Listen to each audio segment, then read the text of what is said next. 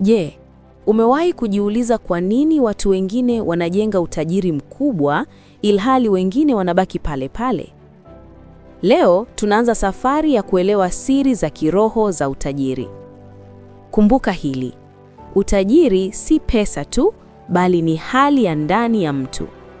Ni namna unavyofikiri, unavyojiona na unavyoamini kuhusu maisha. Kama ndani yako kuna umasikini wa mawazo, hata ukipata pesa nyingi hautadumu nazo. Lakini kama ndani yako kuna utajiri wa fikra, hata ukianza bila chochote utaweza kujenga maisha makubwa.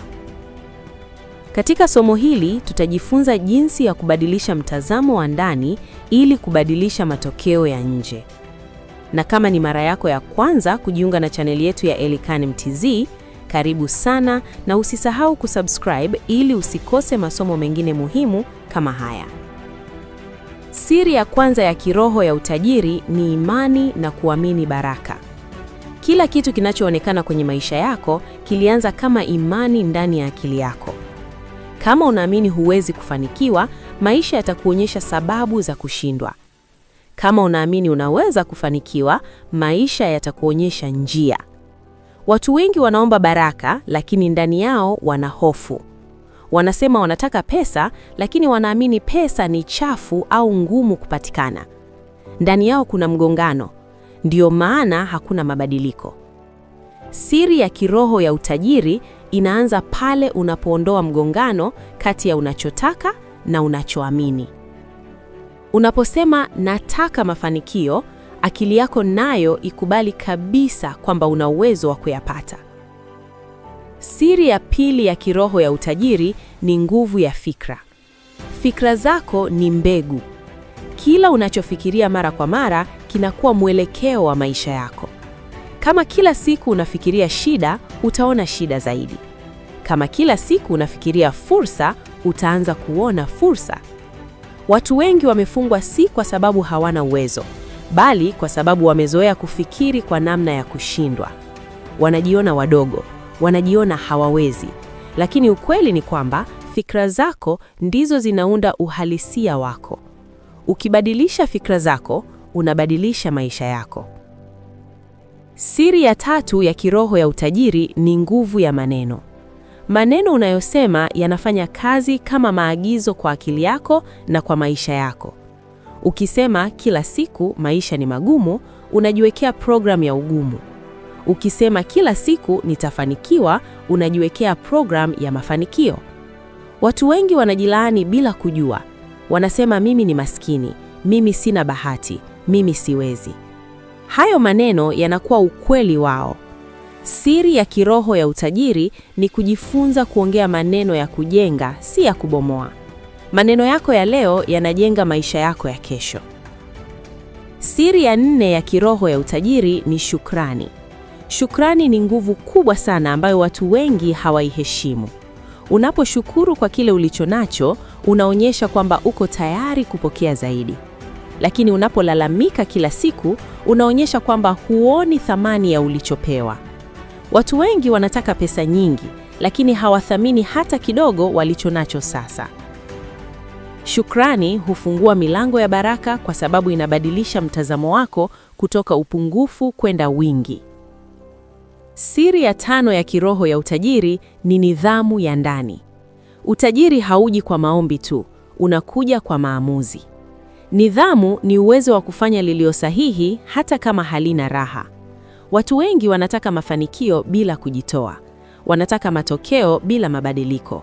Lakini siri ya kiroho ya utajiri ni kujifunza kujitawala. Nidhamu ya mawazo, nidhamu ya muda na nidhamu ya maneno.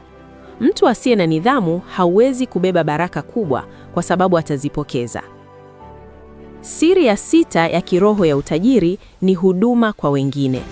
Utajiri wa kweli huanza pale unapoongeza thamani kwa maisha ya watu. Kadri unavyosaidia wengine, ndivyo maisha yanavyokurudishia zaidi. Watu wengi wanataka kupokea bila kutoa, lakini sheria ya kiroho ya utajiri ni kwamba kile unachopanda ndicho utakachovuna. Ukipanda msaada, utavuna fursa. Ukipanda wema, utavuna baraka. Ukipanda elimu, utavuna heshima na mafanikio. Siri ya 7 ya kiroho ya utajiri ni kuondoa viziwizi vya ndani. Watu wengi wamefungwa na hofu, chuki, wivu na hasira. Hisia hizi zinazuia baraka. Mtu mwenye chuki anaishi kwenye mateso ya ndani. Mtu mwenye wivu hawezi kufurahia mafanikio ya wengine. Lakini mtu anayesamehe, anayejisafisha moyoni, anajifungulia njia ya amani na mafanikio. Utajiri wa nje hauwezi kudumu kama ndani kuna vita. Siri ya 8 ya kiroho ya utajiri ni kuchukua hatua. Siri zote za kiroho hazifanyi kazi bila vitendo. Kuamini bila kuchukua hatua ni ndoto. Kufikiri bila kufanya ni mawazo tu. Siri ya kiroho ya utajiri ni kuunganisha imani na kazi. Uombe lakini pia ufanye. Uamini lakini pia ujifunze. Uongee vizuri lakini pia uchukue hatua ndogo kila siku. Hatua ndogo kila siku jenga mafanikio makubwa kwa muda. Mwisho wa somo hili ni muhimu uelewe kwamba siri za kiroho za utajiri si uchawi, si hirizi na si miujiza ya ghafla. Ni mabadiliko ya ndani yanayozaa matokeo ya nje. Utajiri unaanza pale unapobadilisha namna unavyojiona, namna unavyofikiri na namna unavyoongea na nafsi yako. Ukibadilisha akili yako, utabadilisha mwelekeo wa maisha yako. Ukibadilisha imani yako, utabadilisha matokeo yako. Ukibadilisha maneno yako, utabadilisha hatima yako. Somo hili linakualika kuacha kuishi kwa bahati na kuanza kuishi kwa kanuni.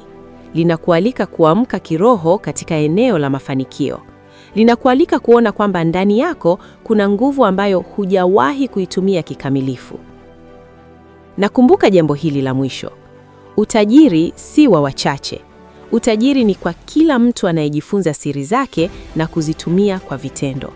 Siri hizi zimefichwa kwa wote, lakini sasa zimefunuliwa kwako. Kuanzia leo, anza safari mpya. Safari ya kubadilisha fikra zako, badilisha maneno yako na badilisha maisha yako.